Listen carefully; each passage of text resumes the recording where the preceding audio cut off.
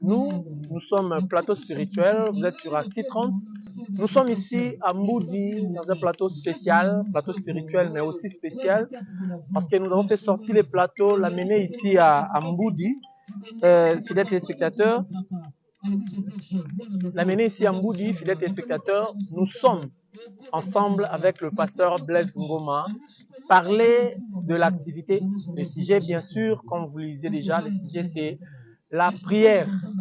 Nous avons suivi le pasteur Blaise Ngoma ici à Mboudi, là où il a mené l'église. Il a mené la foule ici à l'église pour la prière. Est-ce c'est important d'amener les gens venir prier sous les rochers? Est-ce c'est important de prier près du fleuve? Est-ce important d'amener l'église, de venir prier là où tu as l'intimité avec Dieu?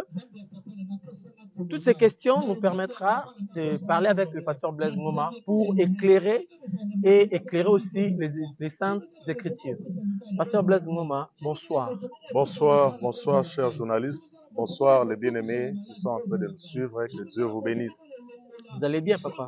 Dieu est au contrôle, il nous fait grâce. Nous sommes ici à Mboudi. Oui, oui. Pourquoi vous nous avez amenés ici à Mboudi?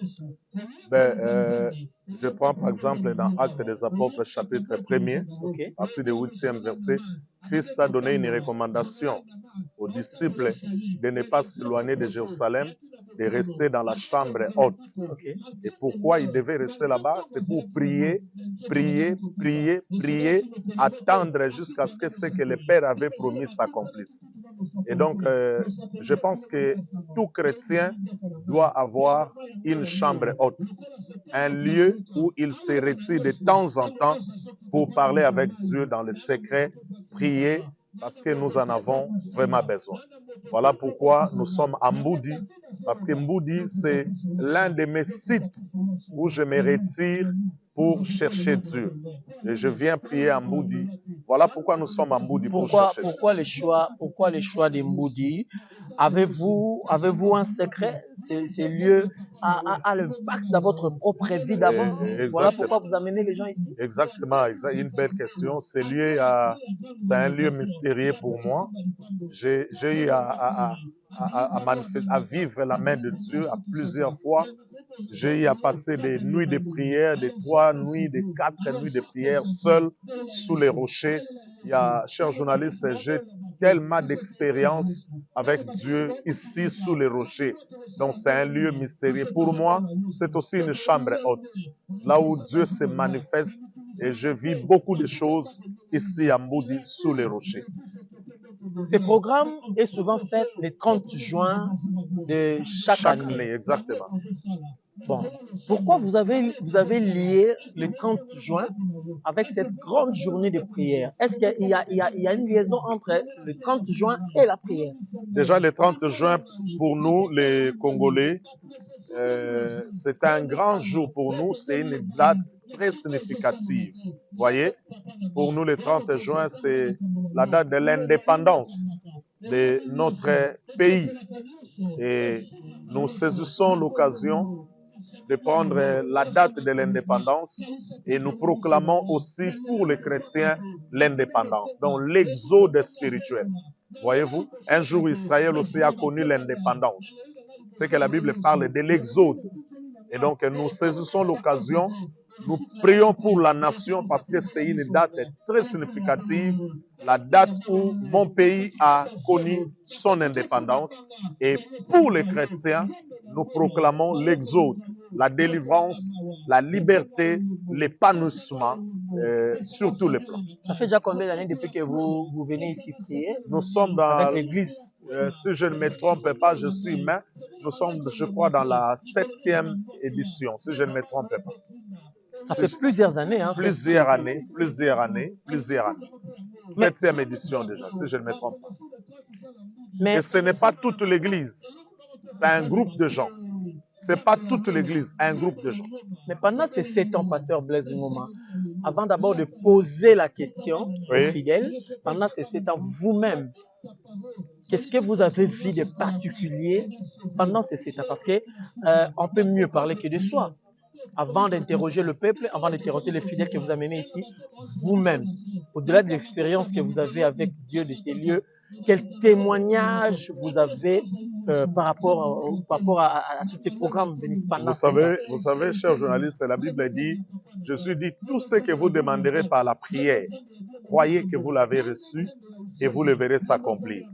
Dans Luc chapitre 18, du 1er au 12e verset, les amis vont lire, le Seigneur est en train de nous enseigner, il nous donne une parabole pour nous montrer qu'il faut toujours prier et ne point se relâcher. La prière a un impact dans la vie des chrétiens. Et donc pendant toutes ces années, nous avons vu beaucoup de choses parce que la prière ne peut pas échouer.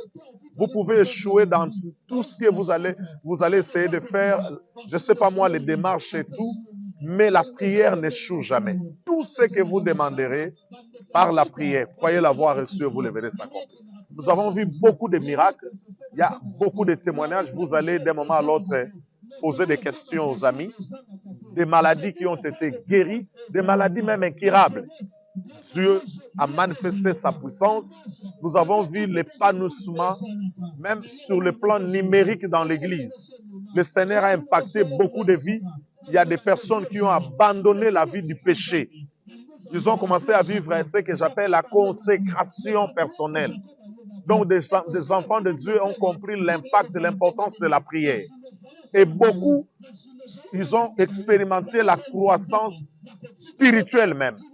Et donc, pour nous, nous pouvons dire, Seigneur, merci, parce que Dieu est fidèle. Ce qu'il a dit, il est capable de l'accomplir. Rien n'est impossible à Dieu, tout est possible à celui qui croit. Pendant que les autres partent à Mangengenge, pendant que les autres partent à Luzizi là, les autres partent dans les lieux de prière que nous connaissons tous, vous avez choisi Mboudi. Pourquoi est-ce que la prière, Matthieu 6,6, j'ai déjà dit quelque chose là-bas. Allez-y. Sur la prière. Allez-y. Est-ce qu'on peut lire? Allez-y, je vous en prie. Matthieu chapitre 6, verset 6. Fidèles téléspectateurs, nous sommes ici à Mboudi avec le pasteur Blaise Ngoma, un numéro spécial parce que nous avons trouvé bon de venir parler avec le pasteur Blaise Ngoma sur la prière parce que nous avons vu le pasteur Blaise Ngoma amener un groupe de fidèles, un groupe de gens venir prier ici à Mboudi. Et nous lisons Matthieu 6,6 qui dit, mais quand tu pries, entre dans ta chambre, ferme ta porte et prie ton Père qui est là, dans le lieu secret. Et ton Père qui voit dans le lieu secret, qui voit dans le secret, te le rendra. Allez-y. La Bible parle de ta chambre. Oui, oui. Lieu secret. Lieu secret, la chambre. Il a précisé la chambre. Oui. Mais vous, c'est Mboudi. Oui. Vous n'avez pas désobéi à la parole? Non, non. On a vraiment obéi à ce que vous venez de lire. Qu'est-ce que Jésus enseigne là-bas? Il parle de lieu secret. Le cœur d'abord. La chambre. Ben, exactement. Il a donné la recommandation dans Acte 1, verset 8, aux disciples de ne pas s'éloigner de Jérusalem. La chambre peut être votre Jérusalem. Mboudi peut être aussi votre chambre. Un lieu secret. C'est ce que Jésus a voulu juste dire. On a quitté Bandal, on a quitté Kassavou, Bungengi. Nous sommes retirés. Ici, nous sommes en face du fleuve. En face du fleuve. Vous voyez? Donc, un lieu secret. Et nous sommes venus chercher Dieu dans un lieu secret. Tout comme il y a des gens qui partent à Mangengenge, c'est aussi un lieu secret. Luzizi là et tout, c'est un lieu secret. Ils quittent les conforts. Ils se mettent à l'écart de tout ce qui est confort. C'est ce que Jésus a dit. Entre dans ta chambre, un lieu secret. Ferme la porte. Jésus parle de la sincérité. Vous voyez, dans Matthieu 6 là, il parle de soyez sincères quand vous priez. Ne soyez pas hypocrites. Ne le faites pas pour que les gens vous voient.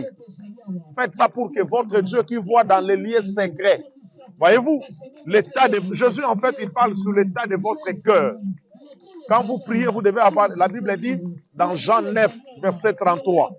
Jean 9, 33, nous savons en effet que Dieu n'exauce point les pécheurs. Mais si quelqu'un l'honore et fait sa volonté, c'est celui-là que Dieu exauce. Donc Dieu veut un cœur pur, les lieux secrets. Voilà, cher journaliste. Quelles sont les retombées de ce genre de prière d'abord dans votre propre vie et puis dans la vie de fidèles que vous amenez ici?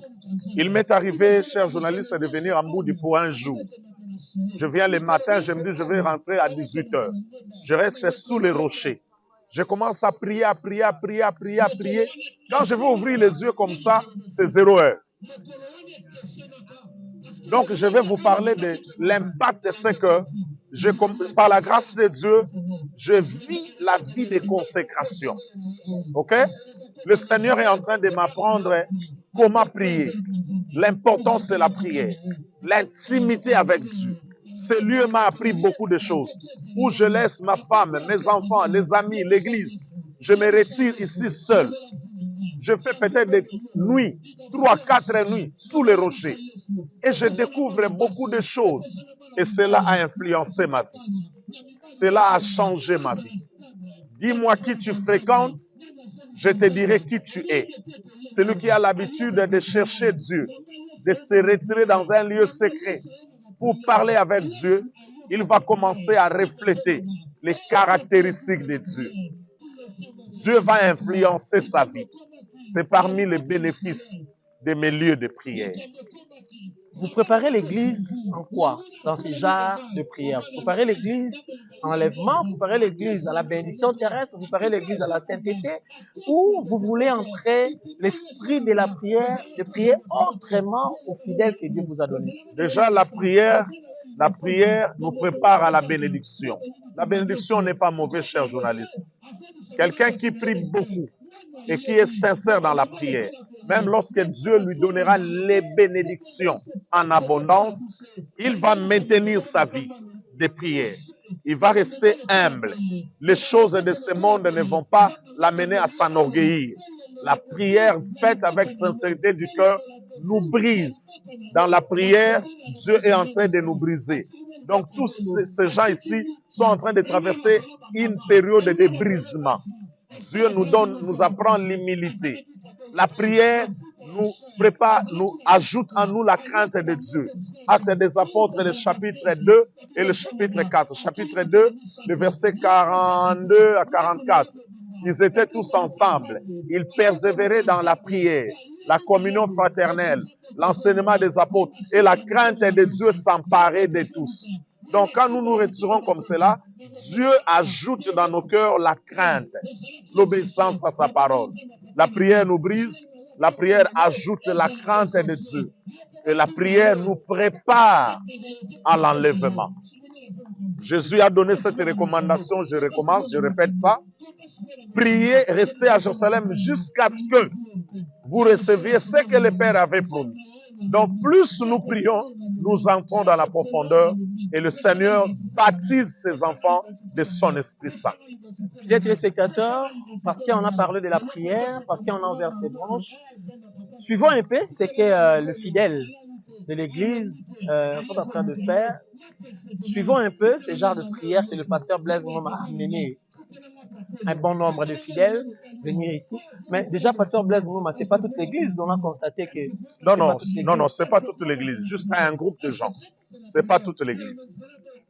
Suivons et puis on se retrouve tout juste après pour continuer l'émission.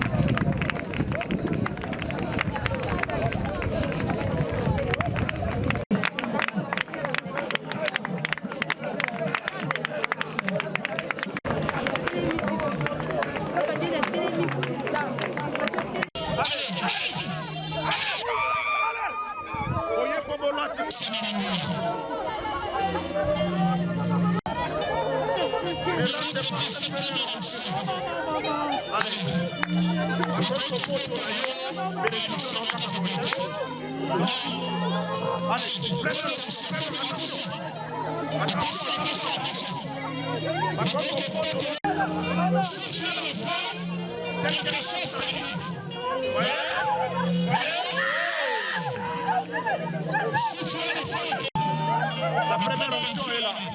La première onction est là. La première onction est là. La première onction est là. La première onction est là. Je ne sais pas là pour regarder les autres. Tu es venu là pour recevoir. La première onction est là. C'est le fait. La première onction, c'est le fait. Il peut donner une capacité surnaturelle. Une capacité surnaturelle. Allez, reçois pour aider. Reçois.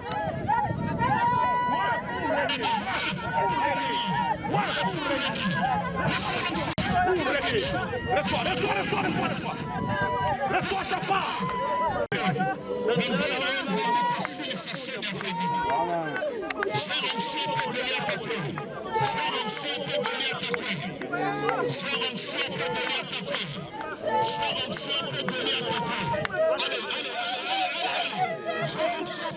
Commence à sortir. Venissez tous ceux de la Mélissa. Et nous sommes Mélissa et Jésus. Voyez? Notre type, au côté de il y a le feu ici. Il y a le feu ici. Au cochon, c'est bien de dans ce moment, maman. C'est le côté. Au cochon, c'est bien de dans ce moment,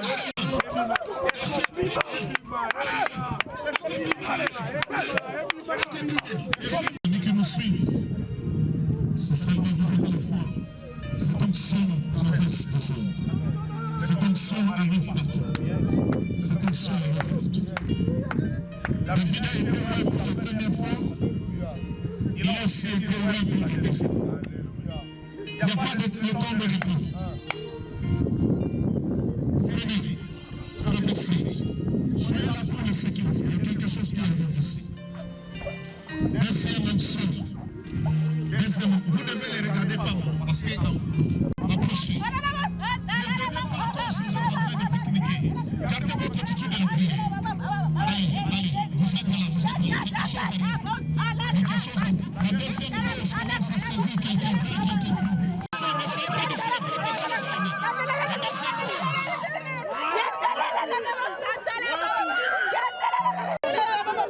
La deuxième dose est faite. Je vais de l'âme de feu.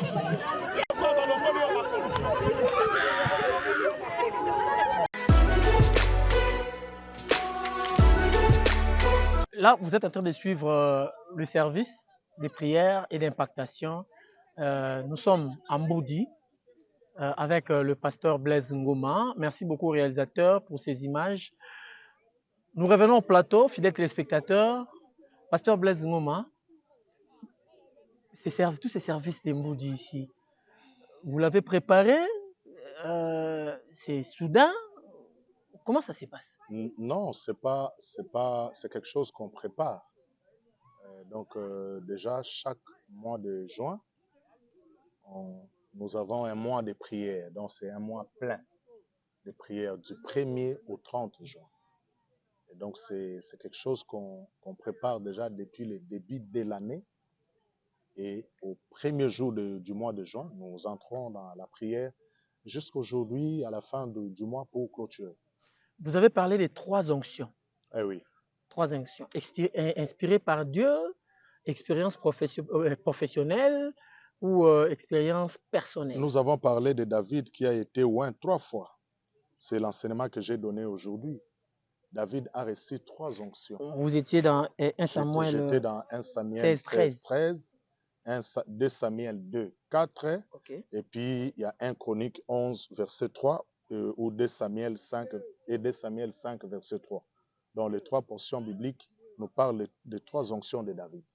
C'est 3 onctions de David. La première onction, David a reçu ça au milieu de sa famille. Deuxième onction, au milieu de sa tribu. Troisième onction, au milieu de tout Israël. Et donc, Dieu te prépare la première onction au milieu de sa famille. Il n'est pas connu, mais il est oint. Il est oint, mais il n'est pas connu. C'est la première onction. Il y a beaucoup de personnes qui sont en train de nous suivre. Ils ne sont pas connus. Ils sont en train de prêcher. Il est pasteur de 5 personnes, de 10 personnes, de 20 personnes, mais il est oint. Il est encore oint. Il a reçu la première onction dans la famille. Il n'est pas connu. Pasteur Blaise, vous avez amené un bon nombre de gens ici à Mboudi pour la prière et pour leur oindre. L'onction représente quoi dans la prière?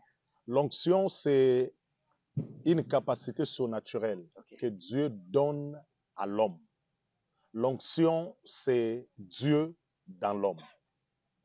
Une portion de Dieu dans l'homme pour permettre à l'homme de réaliser ce que l'humain ne peut pas réaliser. Ok. Jésus dit, l'Esprit du Seigneur est sur moi, il m'a oint pour. On reçoit l'onction pour un but. Le but peut être le salut des âmes. Le but peut être la guérison des malades, la délivrance des captifs. Oint, je suis l'Esprit du Seigneur sur moi, il m'a oint pour libérer les captifs, pour proclamer une année de grâce, pour rendre libres les opprimés. Donc, nous avons amené les gens ici parce qu'ils ont été choisis, ils ont accepté de répondre à l'appel divin et ils ont reçu ces 3 onctions. Et vous étiez là, vous avez vu par la grâce de Dieu comment est-ce que ces 3 onctions ont opéré. Un moment, on a vu, pendant la prière, vous invoquez les dieux de mon père, Oui. vous avez même cité les dieux d'Aïdi Niabala, Oui. les dieux de ton père spirituel, Apôtre Jean-Paul Ouseni. Jean-Paul Ouseni, Oui. vous avez invoqué les dieux de Barouti, Oui. les dieux de William Marion Branham. Oui. Est-ce que prier au nom de Jésus seul ne suffit pas? Il faut invoquer ces dieux-là. Exactement. C'est les dieux de mon père, là, c'est lui Jésus-Christ. Une question très, très, très importante. Quand je dis le Dieu de mon père, c'est lui Jésus-Christ. Le problème est que les hommes passent, mais les alliances restent. Abraham n'est plus, Isaac n'est plus. Ok. Mais nous prions tous les dieux d'Abraham, d'Isaac, d'Israël. Ce Dieu-là, c'est lui le Seigneur Jésus. D'ailleurs, Jésus est venu pour faire de nous enfants d'Abraham. Vous imaginez? Jésus qui est Dieu, Abraham est un homme. Mais Jésus est venu, il est allé mourir à la croix pour faire de nous participants des promesses d'Abraham. Les hommes passent, les alliances restent. Dieu s'est révélé à mon père, l'apôtre Jean-Paul Ouseni, que je respecte, et je respecte son onction, un homme que Dieu, avec qui Dieu a opéré, a manifesté des grands signes. Et quand je prie, je me réfère de son onction. Le Dieu que je vis marche avec mon père. Je parlais de Aïdi Niabala, c'est un père qui a manifesté le surnaturel dans notre pays.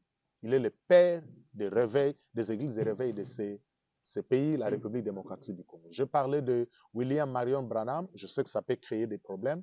Là où les gens ne comprennent pas, j'ai toujours donné ces conseils. Si vous ne comprenez pas quelque chose, n'insultez pas. Restez calme et priez jusqu'à ce que le Seigneur va vous le révéler. William Marion Branham a été un homme surnaturel. Dieu l'a utilisé à un niveau, je ne sais pas. Allez poser cette question à tous les hommes de Dieu avertis, aux hommes de Dieu sérieux et révélés. Ils vous diront que c'est un homme que Dieu n'a pas utilisé un homme sur la terre comme il a utilisé cet homme. Et quand je parle de Papa Barutika Songo, son ministère m'a beaucoup impacté. Il a eu à prier pour moi plusieurs fois. Dieu commençait à me révéler Pasteur Baruti dans des songes. Je me disais, je ne suis pas branhamiste. Mais Dieu me révèle un branhamiste. Dieu m'a dit, il n'est pas branhamiste. Il est chrétien. Et Dieu m'a donné des signes. J'ai vu des miracles extraordinaires dans la vie de cet homme de Dieu. Et depuis qu'il a prié pour moi, mon ministère est entré dans une dimension extraordinaire. Nous sommes en train de voir là, merci mon réalisateur, nous sommes en train de voir comment les gens tombent, comment les gens pleurent, comment les gens se roulent dans le sable. Ça vous fait la joie de faire tomber les gens ou ça fait partie d'une portion de la prière? La joie de faire tomber les gens. Je ne suis pas là pour faire tomber les gens. Vous avez vu les gens en train de tomber, entrer dans l'onction ou sous l'onction. Mais est-ce que vous avez déjà enregistré des témoignages de personnes avec le sida que Jésus a guéri dans mon ministère? Des personnes avec le cancer des seins que Dieu a guéri? Les jeudis, nous avons expérimenté cela. Cette femme-là, la médecine avait dit qu'elle a le cancer d'utérus. Mais Dieu l'a guéri le jeudi. Disparition totale de toutes les douleurs. Les gens commençaient à sauter, à courir de partout. Donc mon problème, ce n'est pas faire tomber les gens. Il y a un objectif. Quand vous voyez les gens tomber, Dieu cherche un objectif à atteindre. Quand vous recevez quelque chose qui pèse, les kabodes, la puissance de Dieu, la gloire de Dieu, ça peut vous projeter par terre. Je ne suis pas la première personne à faire ça. Depuis la Bible, Jésus même quand il soufflait, recevait l'onction, les apôtres tombaient par terre. Notre objectif, ce n'est pas de faire tomber les gens et puis après commencer à dire « je suis en train de faire tomber les gens, j'ai l'onction ». Non, ce n'est pas ça. C'est ce que l'onction produit dans la vie de ces personnes qui tombent par terre. Voilà les résultats. Ce qui me donne la joie, c'est les résultats que donne l'onction qui projette les gens par terre. Les résultats. Des vies complètement changées, des pécheurs recevoir Jésus-Christ, prendre au sérieux la vie chrétienne, ceux qui ont abandonné, ceux qui commençaient à marcher dans les péchés, dans les désordres spirituels, reprendre la vie chrétienne et prendre les choses au sérieux. Cette onction impacte, guérisse les malades et change les cours de vie. Donc vous êtes persuadé, vous êtes sûr que la prière peut changer la vie d'un homme ou d'une femme? Exactement. Il y a beaucoup d'exemples dans la Bible. Anne avait un sérieux problème. C'est la prière qui a changé son problème. Elle n'avait pas d'enfant. Elle priait longtemps. Voyez-vous? Elle a longtemps prié. Et donc, que personne ne vienne vous décourager. Priez, priez, alors priez encore jusqu'à ce que le ciel s'ouvrira. Priez. Nous allons suivre le témoignage. On va finir avec le témoignage, fidèles téléspectateurs. Mais avant de passer au témoignage, Pasteur Blaise Ngoma, nous arrivons pratiquement à la fin de cet entretien. Mais vous n'avez pas eu peur des... Regarde par exemple comment les gens sont en train de courir, comment les gens sont en train d'aller vers le fleuve, le majestueux fleuve Congo. Vous avez couru un grand risque. On a pris des précautions en tant que des hommes. On a pris des précautions en tant que des hommes pour sécuriser tout ce monde et on n'était pas seuls. On n'était pas seuls. Mais on n'a pas aussi vu les agents de sécurité. Ben justement, on avait pris des précautions. L'équipe de protocole était là pour sécuriser les tout le monde. Que vous dites là, vous n'étiez pas seuls. On n'était pas seuls. Élisée a dit à son serviteur, quand le serviteur a regardé la montagne pleine de soldats, et il est venu dire à Élisée, nous sommes entourés. Élisée lui a dit, ceux qui nous entourent sont en plus grand nombre que ceux que tu veux. Les saints anges de Dieu étaient avec nous. Même pendant que nous tournons cette émission, ce lieu est encore envahi par la présence de Dieu. La gloire de Dieu est là. Si vous avez cette sensibilité, vous allez sentir. Il y a quelque chose qui se passe. Même les amis qui nous suivent, s'ils nous regardent avec un œil spirituel, ils vont recevoir quelque chose de la part de Dieu. Nous n'étions pas seuls. L'éternel Dieu des armées, le Seigneur Jésus-Christ était avec nous, ensemble avec son arme. Nous sommes arrivés à la fin. S'il faut vous poser la question de savoir, Mboudi est destiné pour les gens qui sont à Kinshasa, pour les gens de votre église, ou Mboudi est destiné pour tous celui qui croient à votre ministère? Exactement. La réponse, c'est ça, cher journaliste. Tout celui qui croit en Jésus-Christ comme Seigneur et Sauveur, tout celui qui croit que Dieu a ses agents, Dieu a ses serviteurs, ses hommes sur la terre, qui peuvent encore faire entrer Dieu en scène. Tout celui qui croit que les temps de miracles ne sont pas encore passés. Les temps de miracles sont encore là. Ceux qui croient, ils peuvent se faire enregistrer, ils peuvent entrer en contact avec nous pour les prochains Mboudi. Le contact. Plus 243 89 97 78 796. Plus 243 97 630 13 53. Appelez-nous, écrivez-nous sur WhatsApp et nous allons vous aider à comprendre comment est-ce qu'on évolue et les prochains Mboudi vous serez des nôtres. Fidèles téléspectateurs, c'est par ici que nous chutons, mais ce n'est pas par les mots du pasteur Blaise Ngoma, plutôt par les témoignages des gens qui ont expérimenté Mboudi. C'est par ces témoignages que nous allons mettre fin à cette émission. Nous allons nous revoir plus tard et observer, suivez le témoignage et nous faisons rendez-vous pour l'édition de l'émission prochaine. L'émission où nous allons recevoir aussi un grand homme, parler aussi sur un bon sujet. Portez-vous bien, que les dieux, le pasteur Blaise Ngoma a dit, ici tout à l'heure, vous bénissent. Si j'ai une bonne tête, je crois que c'est la 9e édition. C'est depuis 2015, je crois, ou 2016. C'est la 8e édition. Visitation Mboudi. Juin, visitation Mboudi. Qui se déroule chaque 30 juin de chaque année. Particulièrement, ce qui laisse en moi, c'est pour moi une grande bénédiction. Un moment pas comme les autres. C'est-à-dire, qu'à chaque fois que Dieu donne une vision, il donne aussi sa provision. Donc chaque année, on est visité par de grandes choses. Chaque fois que nous venons ici, chaque fois nous vivions des moments qui sont pas comme les autres. On vient ici chaque mi de l'année. Et après la seconde partie de l'année, en tout cas, Dieu nous comble de toutes ses grâces. Bon, nous avons un témoignage belé par rapport à Kalamboudi. Alliance au pasteur Blaise Ngoma Salala Nzambene par rapport à la journée où les 30 juin de Kalamboudi. Nous avons un particulier belé, nous avons un témoignage belé. Parce que même sous tout le monde, si nous avons déjà Makambozo Salama, nous avons déjà Makolo Awa déjà, nous avons déjà l'accent Makambo belé tout le bas. Présence n'est pas là qui m'a cassé. Nandingi l'équipe soit vraiment Nzambe sala na Moussa ne pasteur Blaise Ngoma. Bon, on appelle ça avec confiance parce que na yebi Nzambe na sela nga makambo belé. Pour le rôle nga jeune ko linga teka ka chaque les 30 jours na yaka. Batu msusu ba ke na ba activité na bango mais tonga na yaka Nzambe yebi. Et puis nga mo na za témoin ya makambo o Nzambe sala nga au travers Moussa na alliance o ya sala pour na ye. Par rapport aux caractéristiques que revêt l'activité, on dira que c'est chaque année que nous consacrons notre 30 juin, journée dédiée à l'indépendance de notre pays, mais ça se diffère si je peux dire ainsi. C'est la énième fois que je puisse participer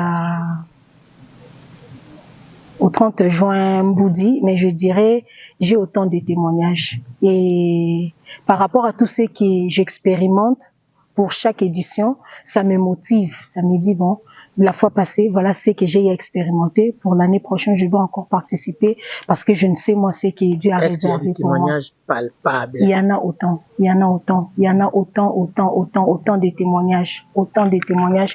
Il y a des choses que je vis après Mboudi 30 juin, donc je ne sais moi comment expliquer. C'est vraiment, comme on dit, c'est du concret. Oh, on ne vient pas comme à l'accoutumée, mais chaque année, on n'a qu'une seule fois. On a surnommé One Day of the Glory. Donc nous venons ici à Mboudi pour prier. Il y a des moments très très forts et intenses que nous prions pour avoir des résolutions, pour être bénis, pour avoir des solutions dans nos problèmes.